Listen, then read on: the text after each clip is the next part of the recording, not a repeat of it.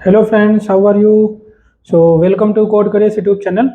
और आज हम लोग पढ़ने वाले हैं स्प्रिंग में ही न्यू टॉपिक। हम लोग ट्रांजैक्शन पढ़ने वाले हैं, ठीक है।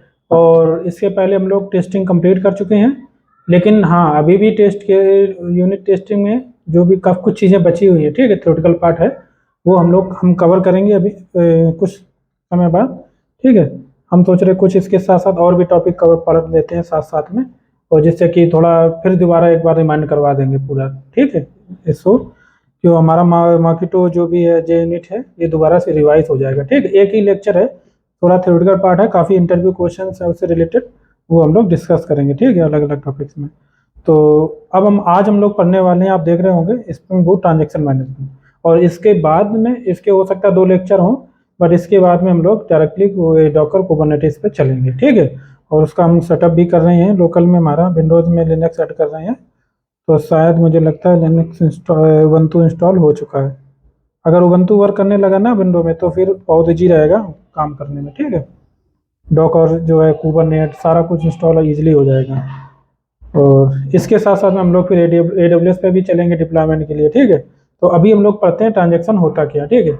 जैसे कि आप पैसे अमाउंट निकालते हो बैंक से, ठीक है, तो कोई ना कोई ट्रांजेक्शन ही, उसको हम बोलते हैं ट्रांजेक्शन ही करते हैं, ठीक। कुछ भी मान लो अमाउंट निकाला, आपने डिपॉजिट किया, क्रेडिट किया, तो उसको क्या होता है, ट्रांजेक्शन ही होता है, ठीक है। तो ऐसे ही मीन्स अब इसको हम मैनेजमेंट कैसे होता है, तो इसमें क्या क्या प्रॉब्लम्स आती हैं ट्रांजेक्शन्स में। और 2 पर्सन अगर एक साथ ट्रांजेक्शन कर रहे हैं, जैसे मैं एक जगह से अमाउंट निकाला, दूसरी जगह से निकाल रहे हैं, ठीक है, या दूसरा बंदा कोई निकाला अपना अमाउंट, ठीक है। और एक टेबल है, मान लो एक टेबल है जिसमें आपके पास डेटा है, मान लो 50 रो है आपके पास, 50 रोज हैं, 50 कस्टमर हैं। और 50 कस्टमर में आपने आपने भी अमाउंट निकाला, साथ में दूसरा बंदा दूसरे ATM से पैसा निकाल रहा है, ठीक है, उसी बैंक के ATM से, मान लो HDFC बैंक था। तो दोनों बंदे क्या कर रहे हैं, एक कस्टमर टेबल से हिट मार रहे होंगे कहीं ना कहीं, ठीक है, क्योंकि कस्टमर की डिटेल निकाल रहे होंगे, या कस्टमर, या कहीं पर कस्टमर हो सकता है कोई बंदा रजिस्टर भी कर रहा हो उसी टेबल में, ठीक है। कस्टमर टेबल है, कोई बंदा, 2 बंदे फेच भी कर रहे हैं कस्टमर की डिटेल, एक तीसरा बंदा हो सकता है ऐड कर रहा हो, यानी अकाउंट ओपन करवा रहा हो, तो उसमें कस्टमर की डिटेल ऐड हो गई। तो ऐसे करके काफ़ी काम एक साथ पैरेलल कंकरेंट होता रहता है, ठीक है। तो उसमें काफ़ी सारी प्रॉब्लम्स आती हैं, ठीक। उन प्रॉब्लम को हम लोग कैसे हैंडल करते हैं स्प्रिंग के थ्रू। जावा वैसे डेटाबेस अपने आप बहुत सारे जो इश्यूज होते हैं उसको हैंडल करता है, अलग अलग अलग डेटाबेस है। आप ओरेकल में जाओ, MySQL में जाओ, MS SQL सर्वर में जाओ, जितने भी हमारे रिलेशनल डेटाबेस हैं वो सारे आपको किसी न किसी तरीके से हैंडल करते हैं, ठीक है। बट अगर आपको कुछ अलग प्रॉपर्टी चाहिए, डिफरेंट प्रॉपर्टी चाहिए कि नहीं हमें इस तरीके से हैंडल करना है, तो आप उसको स्प्रिंग के थ्रू मैनेज भी कर सकते हो, ठीक है। अब मान लो आपने कोई भी क्या कहते हैं, कोई कस्टमर, अभी हम लोग एग्जांपल जो कर रहे थे, आई थिंक एम्प्लॉय वाले था, ठीक है। अब एम्प्लॉय जो है, या अभी सिंपल एग्जांपल ले लेते हैं, क्योंकि हालांकि मैंने वो उस टाइप का बनाया नहीं है, बट फिर भी हम बता देते हैं। जैसे कि मान लो आपने अमाउंट ट्रांसफर करना है एक अकाउंट से दूसरे अकाउंट में, ठीक है। तो एक अकाउंट यानी कि पहला अकाउंट एक राजीव का है मान लो, दूसरा नाम से कोड कुरियस के नाम से है ना, कोई अकाउंट मैंने ओपन कर रखा है। तो कोड कुरियस नाम से अगर हम पैसे मान लो विड्रॉ करते हैं और राजीव में अपने में ट्रांसफर करते हैं, ठीक है। तो अब हमने पहले क्या करेंगे, विड्रॉ करने के लिए, मान डेबिट करने के लिए वहां से अमाउंट डिडक्ट हो जाएगा, ठीक है। जब एक अकाउंट से डिडक्ट हो जाएगा, तो दूसरे अकाउंट में ऐड भी होना चाहिए, क्रेडिट होना चाहिए। बाई चांस उसी टाइम पे कोई एक्सेप्शन आ गया, क्रेडिट के टाइम पे कोई एक्सेप्शन आ गया, तो अगर वो अमाउंट जो डेबिट हुआ था और वहां पे तो क्रेडिट हो नहीं पाया दूसरे अकाउंट में, तो इस हिसाब से क्या हो गया, तो यहाँ पे हमारा इनकंसिस्टेंट हो गया ना, प्रॉब्लम इशू आ गया यहाँ पे एक तरीके से, क्योंकि दोनों डेटाबेस इनकंसिस्टेंट रहने चाहिए ना एक ट्रांजेक्शन के बाद में। तो ये भी एक प्रॉपर्टी है कि अगर मान लो कोई भी हम ट्रांजेक्शन करते हैं, ट्रांजेक्शन से पहले का स्टेट और ट्रांजेक्शन के बाद का स्टेट हमारा स्टेबल ही रहना चाहिए, ठीक है। तो इस टाइप की प्रॉब्लम आती हैं। और जैसे कि मान लो आपने, एक कस्टमर था, हम लोग कहानी की तरीके से समझते हैं इसको, कि एक कस्टमर था मान लो कहीं, या एक टेबल है आपकी, इस टेबल में बहुत सारे लोग उसमें इंटरेक्ट कर रहे हैं, उस टेबल से इंटरेक्शन हो रहा है मल्टीपल प्लेसेस से, मल्टीपल रिक्वेस्ट के थ्रू पैरेलल हो रहा है। तो एक ने बंदे ने कुछ कमिट करना था, पर्सन नहीं, मान लो पर्सन का एड्रेस था, और या फिर आप कुछ कहो अमाउंट, ट्रांजैक्शन टेबल थी, या फिर ऐसा कुछ कहो, या कस्टमर का ही एड्रेस मान लो, या एम्प्लॉय का टेबल मान लो, एम्प्लॉय का जिसमें एम्प्लॉय इन्फॉर्मेशन है, ठीक है। तो उसमें मान लो कोई एक बंदा वहाँ पे एम्प्लॉय की सैलरी निकाल रहा था, ठीक है। एक जगह से उसने एम्प्लॉय सैलरी निकाल रीड कर रहा था, एक इधर से ट्रांजेक्शन चला, एक बंदा ट्रांजेक्शन कर रहा है, दूसरा भी कर रहा है, एक को रीड करना है और एक को अपडेट करना है, ठीक है।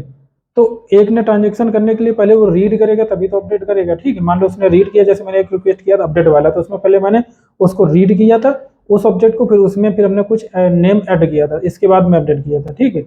तो स्प्रिंग में थोड़ा इसी तरीके से मान लो हम कर रहे हैं। तो यहाँ पे क्या हुआ, हमने पहले उसको रीड कर लिया, हमने मान लो सैलरी उसकी थी, टोटल अमाउंट जो था उसके पास में 10,000 था, 10,000 हमने रीड किया, उसमें 200 ऐड किया, फिर बाद में उसको हम सेव कर रहे हैं। तो इसका मतलब दो हमारे एक तरीके से टास्क हो गए ना, पहले तो आपने रीड किया फिर उसको अपडेट किया, इस सेव किया, सेव मतलब फिर अपडेट हो जाएगा नया ऑब्जेक्ट। तो इसका मतलब उसी टाइम पे उसी ट्रांजेक्ट पैरेलल क्योंकि आप कर रहे हो, तो एक ने रीड किया था 10,000, दूसरे ने रीड कर दिया था, उसको भी मान लो अपडेट करना था, ठीक है। और उसने उसको 200 अपडेट करना था, आपने 10,000 मान लो, एक को 200 एक को 100, ठीक है। तो एक ने रीड किया उसमें 100 ऐड कर दिया उसने, यानी कि 10,100 हो गया हमारा, ठीक है। बट दूसरे को भी अपडेट करना था 10,000 में, उसी अमाउंट में आपको 200 ऐड करना था। तो उसने क्या किया, पहले आपने 10,100 ऐड कर दिया, टेबल में चला गया, और जबकि उसे पहले उसने रीड कर लिया था 10,000 ही, ठीक है, उसमें उसने अपडेट करके 1,200 कर दिया, जबकि रिजल्ट होना चाहिए क्या था, 300 होना चाहिए, मतलब 200 कर दिया उसने, और जबकि रिजल्ट में होना चाहिए 300। तो ये प्रॉब्लम हमेशा हमारी आती है। तो इस प्रॉब्लम को हम क्या कहते हैं, ठीक है। तो इसमें बहुत सारी हमारे लेवल्स होते हैं कि हम आइसोलेट करना, मतलब दो ट्रांजेक्शन है, अगर एक वर्क कर रहे हैं दोनों एक दूसरे से आइसोलेट हो रहे हैं, ठीक है, आइसोलेट रहने चाहिए। तीसरा ये है कि अगर हमने एक और तरीका है कि मान लो हमने कर कोई चीज़ हमें अपडेट करनी है, तो हमने उसको रीड किया है, तो जब तक हम उसको अपडेट नहीं कर देते तब तक तीसरे को अलाउ मत करो, ठीक है। एक तो तरीका ये हो गया। और भी तरीका हो गया कि हाँ मान लो तो जब मैंने कोई 10,000 रीड किया था, फिर हमने 100 ऐड किया, यानी 10,100 हो गया, या 100 हो गया, इसके बाद में 10,100 आप रीड करो, इसमें 200 ऐड करो, ऐसे करके, क्योंकि तब तक आपको रीड करने का हमने परमिशन ही नहीं दी।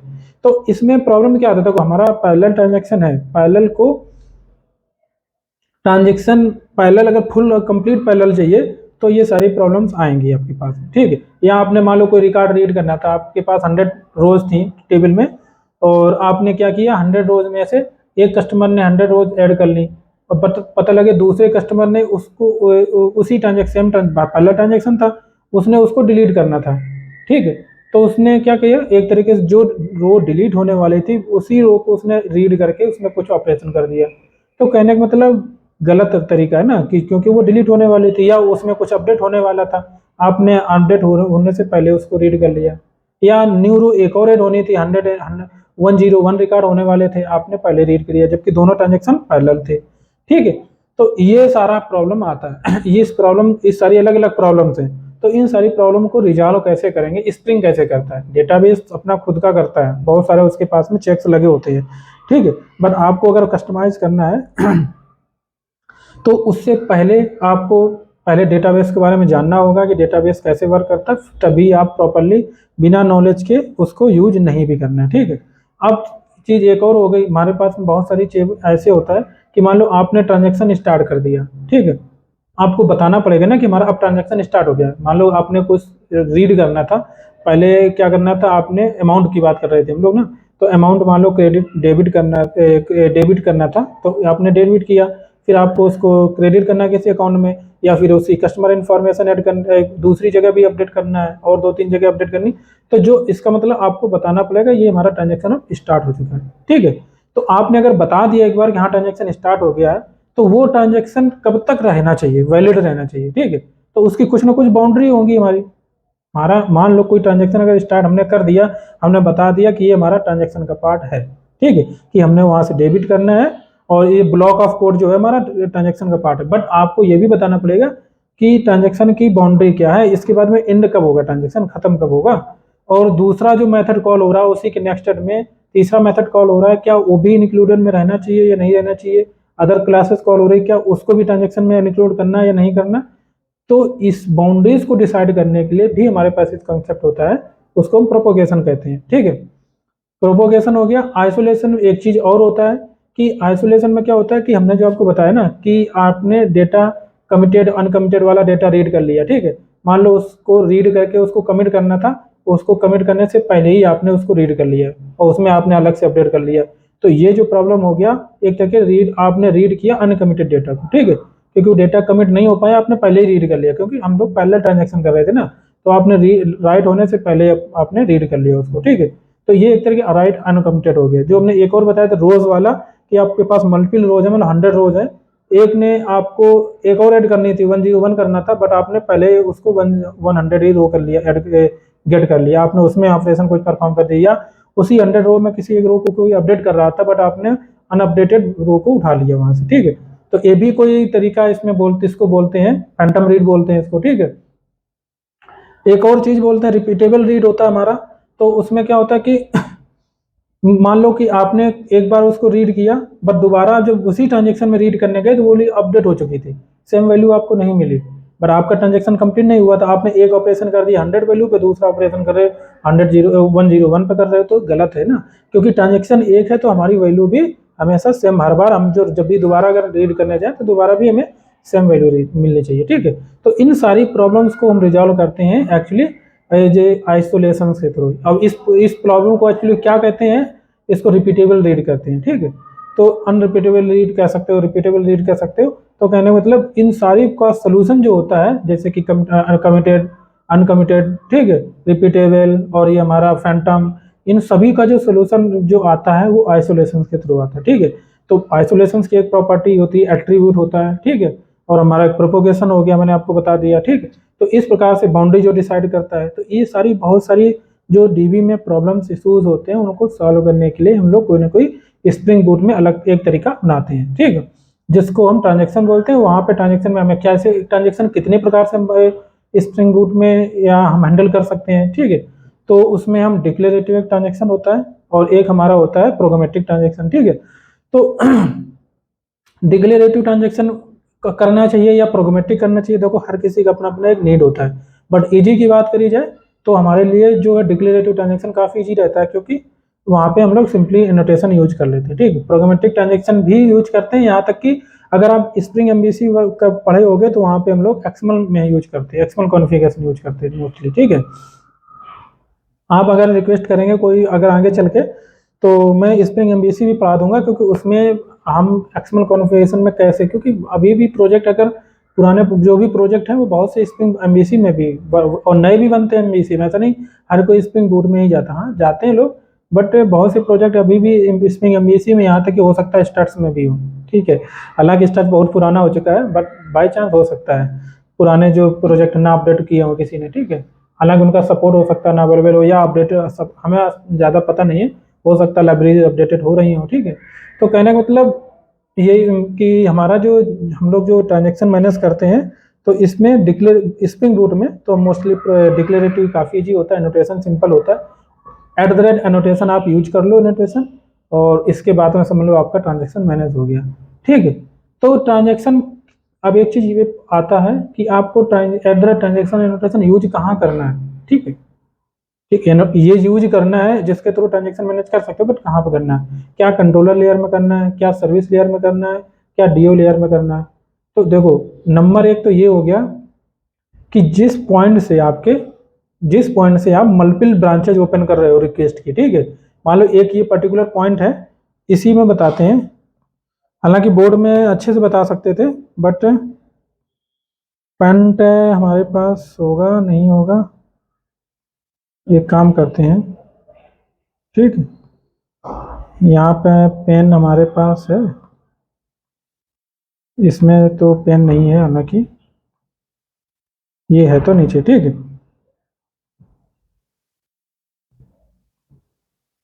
अब जैसे कि कोई भी पॉइंट है, ये पॉइंट है मान लो, इस पॉइंट से हम यहाँ इस पॉइंट से स्टार्ट करके हम क्रेडिट डेबिट करते हैं डेटा को, ठीक है, क्या करते हैं, डेबिट करते हैं, यहाँ से कहीं डेबिट किया, और इसी जब क्योंकि डेबिट जब आपने किया तो यहाँ पे आपके पास कोई ऑब्जेक्ट आ जाएगा, ठीक है, यहाँ से अमाउंट निकाल, जो भी ऑब्जेक्ट आएगा उसमें आपको अपडेट ऐड करेंगे। मान लो 100 अमाउंट था, सैलरी था, जो भी उसकी वैल्यू थी 100 में, फिर 100 प्लस 10,000 की बात कर रहा था मैं, ठीक है।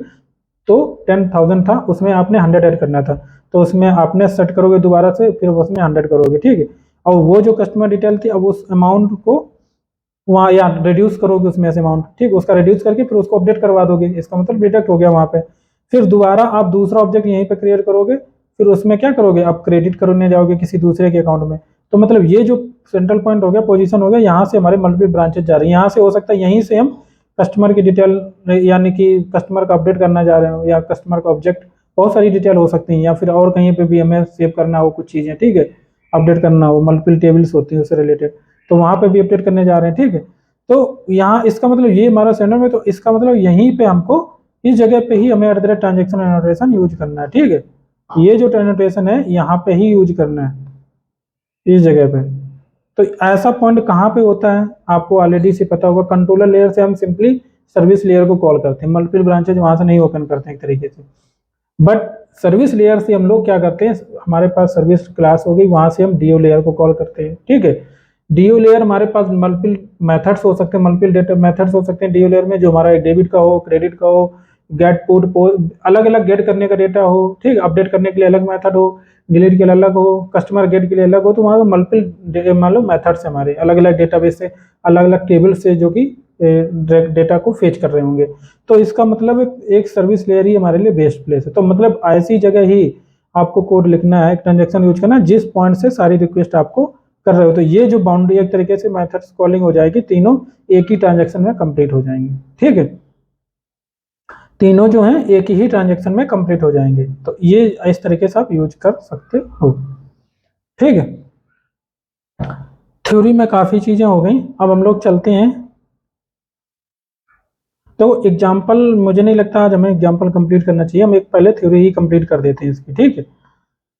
हाँ, तो जेडीबीसी एक्चुअली मैम, तो जेडीबीसी हम लोग जब यूज करते हैं, तो जेडीबीसी या जावा डेटाबेस जो कनेक्टिविटी होती है, उसमें जो हमारे पास में जो क्या कहते हैं, कुछ रूल्स होता है, ठीक है, कि अगर इस रूल को हम फॉलो कर रहे हैं, कंप्लीट अगर फॉलो हो रहा है, तो इसका मतलब हमारा प्रॉपर वर्क करेगा, ठीक है।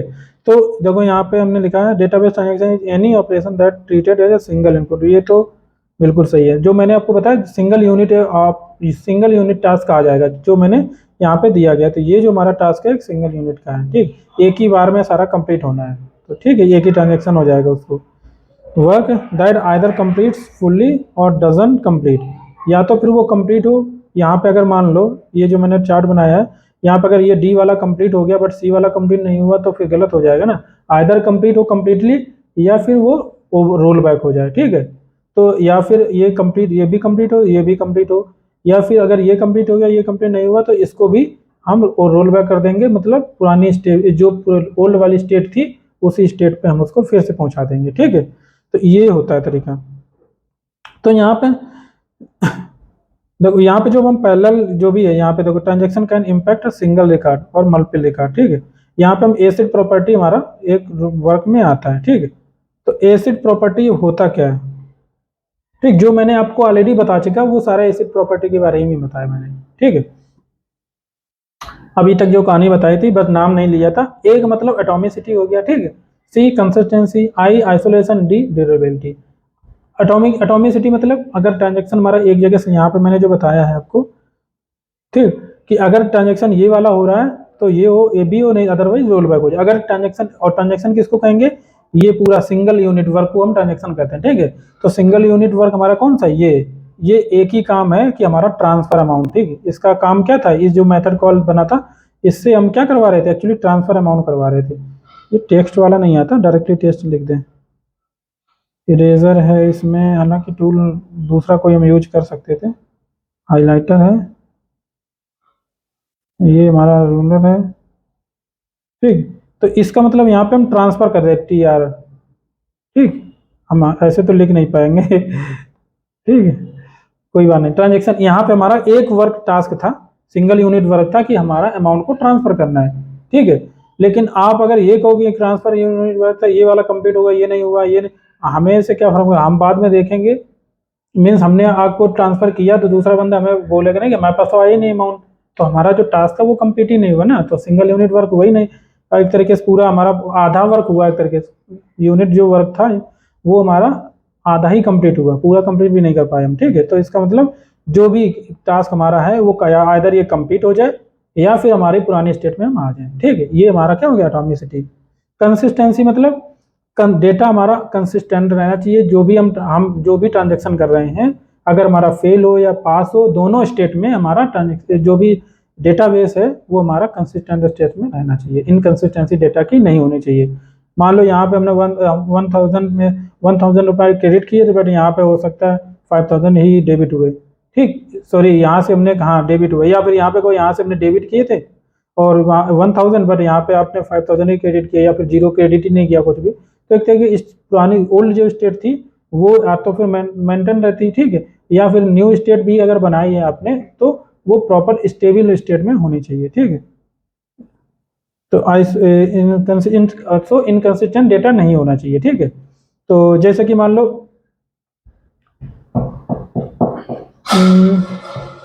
इनकंसिस्टेंसी में और भी एग्जांपल आते हैं, चलो आगे बताएंगे, मुझे दिमाग में नहीं आ रहा। हमने एक इनकंसिस्टेंसी का कारण मल्टी थ्रेडिंग हम लोग पढ़ रहे थे, तो वहां पे बताया था इनकंसिस्टेंसी क्या होती है। ठीक है, जैसे कि मान लो हमें क्या कहते हैं, एक एग्जांपल था कि दो थ्रेड जो हमारे हैं, ठीक है, अगर मान लो पहले ये एक्स वेरिएबल था, हमने बताया था आपको एक्स वेरिएबल था, एक्स में वैल्यू 1 थी, आपने दो थ्रेड थे, थ्रेड 1 है और ये, और एक और थ्रेड था हमारा T2 मान लो। ठीक है, ये T2 दोनों क्या कर रहे हैं, अपडेट कर रहे हैं। कितनी वैल्यू अपडेट कर रहे हैं, ये थ्रेड हमारी मान लो 1 वैल्यू अपडेट कर रहा है, ये थ्रेड हमारा 2 वैल्यू अपडेट कर रहा है। ठीक, अब ये दोनों जो वर्क करेंगे तो यहाँ पे या फिर यहाँ पे ऐड करेंगे, तो इसने रीड किया इसको, ये कर देगा 1 + 1 2 कर देगा, बट ये क्या करेगा, ये भी 1 को रीड करेगा, 1 + 1 बराबर ये तो 3 कर देगा इसको। ठीक, और ये अपडेट कर देगा बाद, अगर इसने पहले का टास्क पूरा कर दिया तो ये 2 अपडेट कर देगा और ये बाद में इसको 3 अपडेट कर देगा। ठीक, जबकि ये लास्ट वैल्यू हमारी 3 नहीं होनी चाहिए थी, कितनी होनी चाहिए थी, 2 + 2 4 होनी चाहिए थी। ठीक, तो एक तरीके से इनकंसिस्टेंट हो गया कि नहीं। या हमारे दो अलग अलग थ्रेड्स थे जो कि हमारा, हमने आपको बोला एक टास्क, एक ऐसा इंटरव्यू में पूछा जाता है कि आप दो थ्रेड का यूज करके काउंटिंग लिख के दिखाओ। ठीक है, 1 to 10, 1 से 10 काउंटिंग आपको लिख के दिखानी है, या आपको टेबल बोल दिया जाए कि 1 से 2 का टेबल आपको दो थ्रेड का यूज करके लिख के दिखाना है। ये इंटरव्यू 100 मतलब ये पूछा गया इंटरव्यू क्वेश्चन है। तो इस तरीके से मतलब यहाँ पे डेटा इनकंसिस्टेंसी नहीं होनी चाहिए। ठीक है, एक ने या आपसे कह दिया दो थ्रेड है जिससे इवन ऑड वैल्यू प्रिंट करके, एक से इवन प्रिंट करानी है, एक से ऑड प्रिंट करानी है, ऐसा लिख के दिखाओ। ठीक है, सब दो थ्रेड का यूज करके, तो यहाँ पे इस तरीके की डेटा इनकंसिस्टेंसी नहीं रहनी चाहिए। ठीक है, एटॉमिसिटी, कंसिस्टेंसी, और फिर ए हो गया, सी हो गया, आई। आइसोलेशन के बारे में ऑलरेडी बता चुका हूँ। ठीक है, दो अगर ट्रांजेक्शन अगर ऑपरेट वर्क कर रहे हैं तो दोनों एक दूसरे से आइसोलेट रहना चाहिए। ठीक है, दोनों एक दूसरे से एक तरीके से एक इंटरफेयर नहीं करनी चाहिए, दोनों एक दूसरे के टास्क में इंटरफेयर नहीं करने चाहिए। ठीक है, तो ये एक तरीके का हो गया, और आइसोलेशन हो गया। फिर आता है डी ड्यूरेबिलिटी। ड्यूरेबिलिटी मतलब जो भी आपने ट्रांजेक्शन परफॉर्म किया अगर वो कमिट हो गया तो इसका मतलब ये नहीं है कि अगर सिस्टम डाउन हो जाए, बैटरी आपका स्विच ऑफ हो जाए तो वो कंप्लीट ना हो, तो ट्रांजेक्शन आपका कंप्लीट होगा 100%। ठीक है, ये सिक्योरिटी के साथ में ड्यूरेबिलिटी बताता है। तो वही यहाँ पे सारी चीज़ें दी गई हैं। ठीक है, अब थ्योरी में जो भी है अपने अच्छी तरीके से समझ लेना, पार्ट है जो, वैसे मैं सारी चीज़ें बता चुका हूँ, बस कोड ही नहीं किया है। मैं सोच रहा हूँ हाफ कर दूँ इसको थोड़ा ना, तो थ्योरी आपको नोट करने में कोई प्रॉब्लम नहीं आएगा।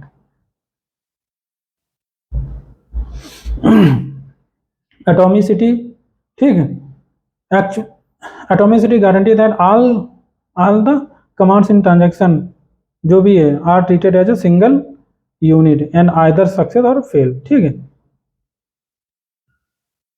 या तो फिर सक्सेसफुली होगा या तो फिर रोल बैक हो जाएगा। ठीक, ये consistency guarantee that the data in a consistent state में रहना चाहिए व्हेन ट्रांजैक्शन स्टार्ट, व्हेन और एंड, जब भी स्टार्ट हो या एंड हो डेटा हमारा कंसिस्टेंट स्टेट में होना चाहिए। ठीक है, बहुत छोटा छोटा मैंने एक एक लाइन तभी लिखा हुआ, ज़्यादा आपको याद करने की जरूरत ना पड़े जिससे।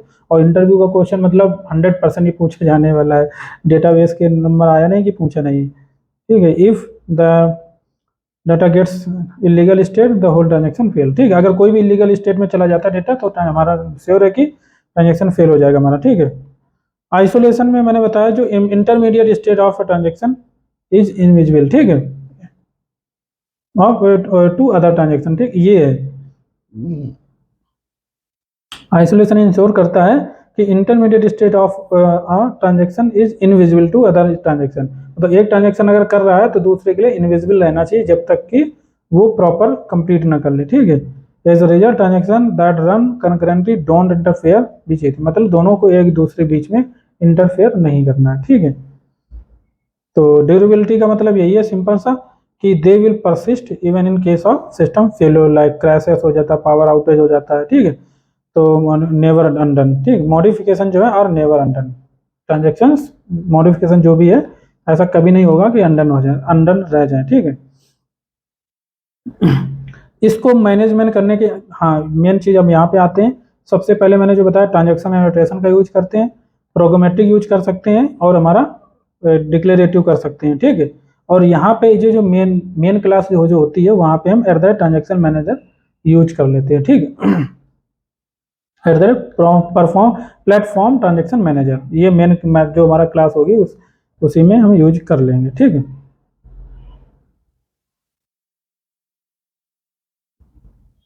ये शायद ये वाला है एनेबल ट्रांजेक्शन मैनेजमेंट, ठीक है, अनेबल कर लो यहाँ पे, हाँ, इसी को यूज करके हम अनेबल कर लेंगे।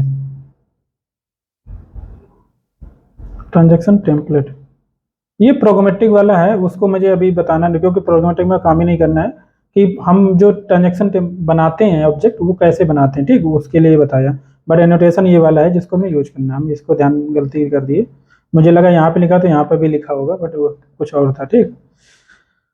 तो अनेबल ट्रांजेक्शन इस तरीके से करोगे, जो हमारी मेन मेथड है वो मेन क्लास है उस पर, और ये मैंने बताया कॉन्फ़िगरेशन जहाँ पर वहाँ पे नहीं है, ऐसा नहीं हो आपके पास बहुत सारी कॉन्फ़िगरेशन है तो सभी कहीं पे भी, बट आपको मेन क्लास है वहाँ पे करोगे तो बाद में कोई भी अगर प्रोजेक्ट देखेगा तो स्टार्ट में इसको दिख जाएगा, ठीक है। ट्रांजेक्शन रोल बैक, अब देखो रोल बैक पॉलिसी अगर आपको अप्लाई करनी है कि आपको रोल बैक करवाना अगर है तो किस एक्सेप्शन के लिए करवाना है वो आप डिसाइड कर सकते हो। बाय डिफॉल्ट देखो हमारा जो है रन टाइम एक्सेप्शंस जो होती हैं वही हमारी role as roll back work करती हैं, ठीक है। बाकी जो चेक एक्सेप्शन होती हैं हाँ चेक एक्सेप्शन होती हैं वो नहीं, मैं एक बार दोबारा दोहराता हूँ, जो अनचेक्ड एक्सेप्शन के लिए होता है अनचेक्ड रन टाइम आ ही जाता है एक्चुअली, ठीक है, लेकिन एक्चुअली उसके साथ में हमारा एरर भी आ जाता है, ठीक है। तो जो अनचेक्ड एक्सेप्शन होती है उनके लिए हमारा ये वर्क करता है, बट चेक्ड एक्सेप्शन है उसके लिए हमारा रोल बैक वर्क नहीं करता, ठीक। बट अगर आपको करवाना है रोल बैक किसी पर्टिकुलर एक्सेप्शन के लिए तो यहाँ पे एक ऑब्जेक्ट एट्रीब्यूट्स दिया जाता है, उसको यूज करके आप पर्टिकुलर एक्सेप्शन के लिए रोल बैक करवा सकते हो, ठीक। तो रोल बैक फॉर इसीलिए वेरिएबल यूज किया गया है यहाँ पे, आप पढ़ लेना। और नो रोल बैक फॉर आप रोल बैक करवाना है या नो नहीं करवाना पर्टिकुलर एक्सेप्शन के लिए तो वो भी एट्रीब्यूट यूज कर सकते हो, रोल बैक फॉर या नो रोल बैक फॉर, ठीक है। ऐसा आपको बहुत कम वीडियोस मिलेंगी पढ़ाने के लिए, ठीक है। आपको अगर मेहनत मेरी अच्छी लग रही हो, सही आप में अगर एक्सप्लेनेशन लगता है आपको समझ में आ रहा हो तो आप जरूर लाइक शेयर सब्सक्राइब और कमेंट जरूर करें, ठीक है। एट द रेट ट्रांजेक्शन, इसके बाद में हम आते हैं एट द रेट ट्रांजेक्शन जो कि मैंने आपको बताया प्रोपोगेशन, ठीक है। ये बाउंड्री डिसाइड करता है हमारा ट्रांजेक्शन की, ठीक है, कि हमारा ट्रांजेक्शन कहाँ तक रहना चाहिए, कहाँ पे खत्म हो जाना चाहिए, ठीक है। ये सारी चीजें कैसे यूज करते हैं तो ये मैंने प्रॉपर्टी यहाँ पे लिख रखा है एग्जाम्पल में। अब ऐसा करके यहाँ पे अब कितने प्रकार के प्रोग्रेशन लेवल्स होते हैं, मल्टीपल होते हैं, बट एक यहाँ पे मैंडेटरी वाला यूज कर रखा है मैंने, ठीक है, एक दिखाने के लिए सिंपल सा।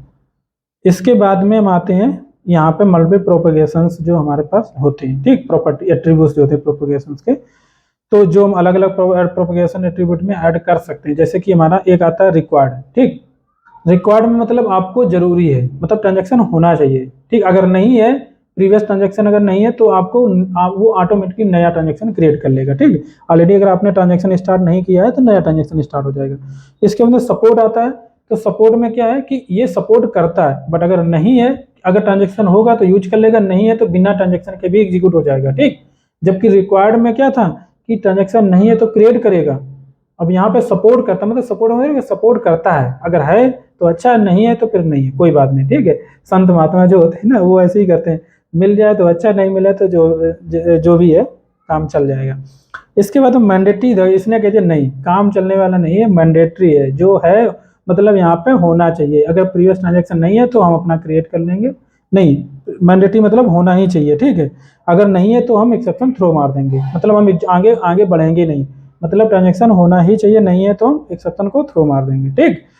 तो इस एक तो ये हो गया, मतलब एक पहले का काम क्या था, ट्रांजेक्शन नहीं है तो हम क्रिएट कर लेंगे, दूसरे का था नहीं है तो हम ऐसे ही चले जाएंगे, ठीक है, बिना ट्रांजेक्शन के ही।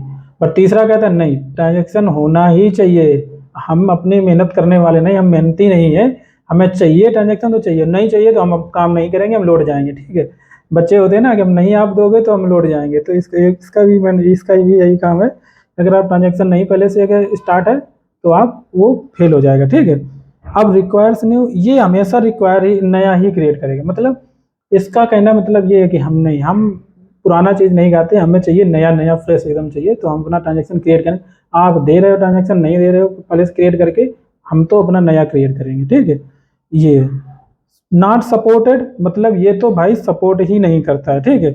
यहाँ पे अगर ऑलरेडी आपने दे रखा है ट्रांजेक्शन, एक ने जो को आपसे बोला था, कौन था कि मैंडेटरी वाले ने, कि अगर आप नहीं दे रहे हो तो हम क्रिएट नहीं दे रहे हो तो एक्सेप्शन थ्रो मार देंगे, आपको देना ही पड़ेगा। बट ये कहता है नॉट सपोर्टेड, कहता है कि नहीं भाई आप दे भी रहे हो तो भी हम अगर दे रहे हो ना तो हम उसको ट्रांजेक्शन को खत्म कर देंगे वहीं पे, और हम बिना ट्रांजेक्शन के ही एग्जीक्यूट करेंगे, हमें फर्क ही नहीं पड़ता, हमें तो मतलब बहुत बड़ा वाला संत है, आप अगर खाना दे रहे हो वो खाएगा नहीं, कहता नहीं हम तो सन्यासी हैं और हम क्या उपवास रह के ही अपना काम चलाएंगे, ठीक है। इस तरह की नेवर का मतलब क्या है, स्प्रिंग थ्रोज, हाँ नेवर का मतलब क्या है कि बिल्कुल एक्सेप्शन ही थ्रो करेगा उसको, यूजिंग अगर ट्रांजेक्शन अगर पहले से एक्टिव है कोई तो वो एक्सेप्शन थ्रो कर देगा, ठीक है। देखो यहाँ पे एक्सेप्शन थ्रो करने की बात करी, मैंडेटरी में भी, यहाँ पे मैंडेटरी में भी एक्सेप्शन थ्रो करने की बात की, इसमें दोनों में देखो डिफरेंस क्या, मैंडेटरी जो है उसको चाहिए चाहिए नहीं है तो एक्सेप्शन थ्रो कर देगा, बट यहाँ पे नेवर में क्या, इसको तो एक्सेप्शन में वर्क का काम करना ही नहीं है, ठीक है। अगर यहाँ पे अगर कोई ट्रांजेक्शन एक्टिव है ऑलरेडी से तो हम क्या कर देंगे, थ्रो कर देंगे, एक्सेप्शन नहीं होना चाहिए, एक्सेप्ट पहले से भी कोई भी मतलब ट्रांजेक्शन लेके आना ही नहीं चाहिए, ठीक है। तो ये चीज़ है। नेक्स्टेड मतलब क्या है कि spring checks if a transaction exist, अगर ट्रांजेक्शन ऑलरेडी एग्जिस्ट करता है तो ये क्या कि उस पॉइंट को पॉइंट सेव कर लेगा, अगर कोई मेथड एक्सेप्शन कोई बीच में आती है तो उसको एटलीस्ट वो वहां पे दोबारा से क्या कहते हैं रोल बैक कर लेगा, ठीक है। इसके लिए सबसे अच्छा है, ये भी थोड़ा सही था, ठीक है। अगर आ रहा है ट्रांजेक्शन में उस ट्रांजेक्शन पॉइंट को वो सेव कर लेगा, अगर कोई एक्सेप्शन बीच में आ जाती तो सही है, उस स्टेट को पुरानी स्टेट जो थी उसको एटलीस्ट वो दोबारा से रोल बैक कर सकता है, ठीक है।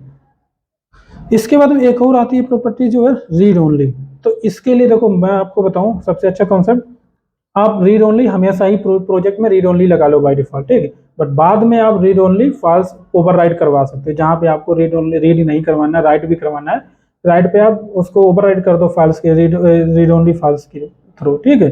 तो ये प्रॉपर्टी सिंपल सी है, आपको ऑलरेडी पता है, ठीक है, नाम से आपको लग रहा होगा, ठीक है। इसके बाद में हम रोल बैक फॉर के बारे में बताएं कैसे सेट करते हैं, तो ये आप देख सकते हो the transaction roll back for SQL exception dot class entity not found exception dot class.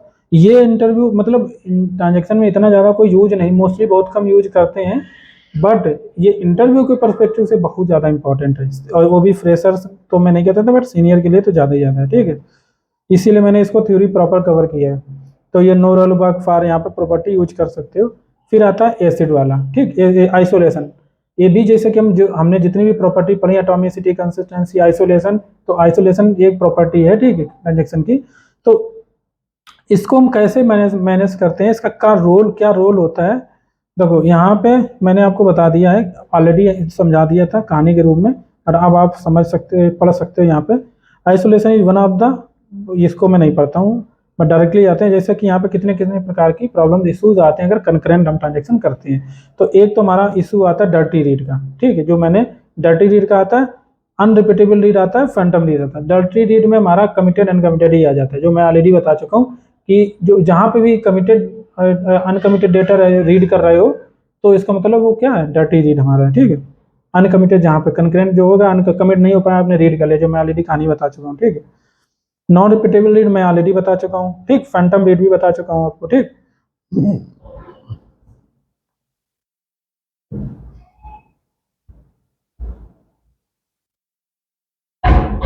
इसके बाद में हम आते हैं यहाँ पे, ये चार्ट मैंने बना रखा है, देखो रीड अनकमिटेड, अगर आप कहीं देखो हमारे पास कितनी प्रॉपर्टी है यहाँ पे, आइसोलेशन लेवल जब यूज करोगे तो कितने प्रॉपर्टी यूज कर सकते हो, कितने प्रकार का आइसोलेशन लेवल आप अप्लाई कर सकते हो। नंबर एक तो आप ये एक्चुअल जो वैल्यूज है आइसोलेशन की, ठीक है। आप अगर रीड अनकमिटेड यूज करो तो इसका मतलब क्या होगा, आप उसको बोल रहे हो कि अनकमिटेड डेटा भी रीड कर लो, इसका मतलब आप प्रमोट कर रहे हो पैरेलल क्या कहते हैं कंकरेंसी को, ठीक, कंकरेंसी को ज़्यादा प्रमोट कर रहे हो कि हमारे सिस्टम में कंकरेंसी ज़्यादा महत्वपूर्ण है और कंसिस्टेंसी को इतना इंपॉर्टेंस नहीं दे रहे हो। जहाँ पे ऐसा कुछ हो वहाँ पे आप रीड अनकमिटेड यूज लगा दो। कमिटेड लगाओगे तो फिर एक लेवल जो यहाँ पे दिया डर्टी रीड वाला जो है वो वाला नहीं हो, वो वाला इशू नहीं रहेगा। फिर अगर आपने रीड कमिटेड वाला लगा दिया प्रॉपर्टी तो वो डर्टी रीड की प्रॉब्लम खत्म हो जाएगी, ठीक है। लेकिन वहाँ पे पैरेलल थोड़ा कम हो जाएगा, जो कंकरेंसी है वो थोड़ी कम हो जाएगी, ठीक है। अगर रिपीटेबल रीड अगर बोले, रिपीटेबल रीड आपने लगा दिया उसमें, तो इसका मतलब क्या हुआ कि रिपीटेबल रीड जो नॉन रिपीटेबल रीड वाला जो डेटा था वो वाला इशू खत्म हो जाएगा, डर्टी रीड भी खत्म हो जाएगा, बट कंकरेंसी आपकी बहुत ही ज्यादा लोवेस्ट चली जाएगी, ठीक है। इसके बाद में आता है सिलाइजेबल। अगर इसको आपने यूज कर लिया तो समझ लो इसका मतलब है सिलाइजेस जो कंकरेंसी है, कंकरेंट जो रिक्वेस्ट जो आप एग्जीक्यूट कर रहे हैं तो वो पूरा खत्म हो जाएगा और पूरा सिक्वेंशियल आपका एग्जीक्यूशन चलेगा, ठीक है। एक ट्रांजेक्शन कंप्लीट, फिर दूसरा कंप्लीट, फिर तीसरा, ऐसे चलेगा। पैरेलल कॉन्सेप्ट फिर बिल्कुल भी नहीं रहेगा, ठीक है। तो ये चार्ट था, इसको याद करना बहुत जरूरी है, ठीक। तो इसके बाद में ये सारा थ्योरी है, देखो आप पढ़ लेना क्योंकि मैं जो बता चुका हूँ वही है। और इसके बाद में शायद ये खत्म हो जाएगा, ठीक। फिर हम इसके बाद में पढ़ाएंगे रेस्ट टेम्पलेट और वेब क्लाइंट, ठीक। और शायद मैं सोच रहा हूँ इसका एग्जाम्पल जो है मैं नेक्स्ट लेक्चर में दे दूंगा, या फिर हम ऐसा करेंगे जो हम रेस्ट टेम्पलेट पढ़ाएंगे उसी में ही एक थोड़ा एक्सटेंड करके ट्रांजेक्शन यूज कर लेंगे, ठीक है। क्योंकि जो वो भी एग्जाम्पल पूरा हो जाएगा जो रेस्ट टेम्पलेट क्लाइंट लोग यूज करेंगे। और इसके लिए हमें एक और प्रोजेक्ट क्रिएट करना पड़ेगा, तो इसी को हम कॉपी करके रख लेंगे, दूसरा प्रोजेक्ट क्रिएट कर लेंगे, पोर्ट चेंज कर देंगे दोनों का, दोनों स्टार्ट करेंगे, एक से हम दूसरे पे हिट मारेंगे और उससे डेटा लेकर आएंगे, ठीक है। इस टाइप का हमें बनाना है, ठीक है। तो वहाँ पे हम क्या करेंगे, वहीं पे हम ट्रांजेक्शन को भी जो भी एग्जाम्पल हम लोग करेंगे ट्रांजेक्शन वाला वहीं पे हम कंप्लीट कर लेंगे, ठीक। तो इससे क्या होगा, हमारी फालतू एक्स्ट्रा हमें मेहनत नहीं करनी पड़ेगी, ठीक। उसको हम पहले से लिख के लाएंगे, लिख के क्या लाना, मैं क्योंकि एक्चुअली दो केसेस बनाने हैं सिंपल से, ठीक है। जैसे कि हमारा एम्प्लॉई हम सेव करा ही रहे हैं या एम्प्लॉई सेव करा रहे हैं, उसके साथ में एड्रेस को भी एक सेव करवा दो, ठीक है। तो एक टेबल बना के रख लेंगे, ऑब्जेक्ट बना ले लेंगे, बस सिर्फ आपको दिखाना रहेगा और उसके साथ में एनोटेशन यूज करके आपको दिखा देंगे सिंपली, ठीक। सारे केस तो नहीं दिखा पाएंगे, ये सारा काफ़ी हो जाएगा फिर, ये आइसोलेशन भी दिखाओ, प्रोपोगेशन भी दिखाओ, ठीक। ये थ्योरेटिकल पार्ट से बहुत इंपॉर्टेंट है और समझने के लिए अगर आप कहीं यूज करना है तो आप बिना समझे यूज नहीं करना है, ठीक है। इसलिए ज़रूरी था ये। और इसके साथ साथ में रेस्ट टेम्पलेट और वेब क्लाइंट के साथ में ही हम डॉकर भी शुरू करने वाले हैं, जो कि मैंने आप अपडेट डेटा को यहाँ पे सेटअप करना शुरू कर दिया है। लोकल में अगर हो जाता है तो फिर अच्छा रहेगा, ठीक। तो थैंक यू गाइस, मिलते हैं नेक्स्ट लेक्चर में। और आप लाइक शेयर सब्सक्राइब जरूर करें अगर आपको अच्छे समझ में आ रहा हो, और जिससे कि हमें भी मोटिवेशन मिलेगा और आपको अच्छा सा नॉलेज मिलेगा, वो भी फ्री में, ठीक है। बाय।